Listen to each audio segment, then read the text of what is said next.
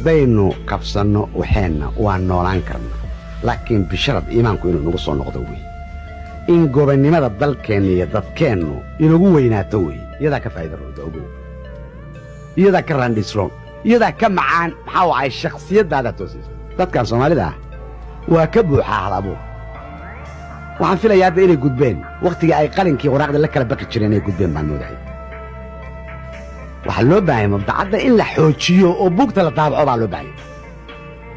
oo wasaaradda tacliinta sare haddii haatan wasaaradda waxbarashada iyo barbaarintu ay ku hawlan tahay ilmaha buugtoodii daabacood iyagu inay ku hawlanadaan in ninkii wax qorayaaba uu qoro laakiin khiyaal waxtar waa waddanka waa inuu yahay iyo ummadda waxtar waa inuu yahay yani qofku wuxuu ka cayilaa waa dareenka wuxuu ku cayilaa waa akhriska marka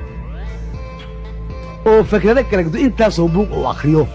oo qaar taariikh yahay oo qaar dhaqan yahay oo qaar hiddo yahay oo qaar dhibaato la soo maray yahay oo qaar khayr la helay yahay waa inuu waxaas oo dhan wada akhriya markaasuu cayilahayaa maskax ahaan iyo dareen ahaanba wax ku oola noqonaya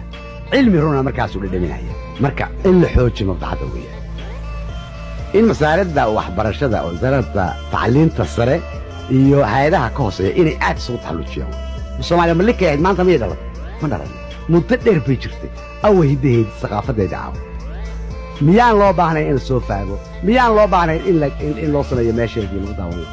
imisaa magaalaha xabaalan yaa soo faagay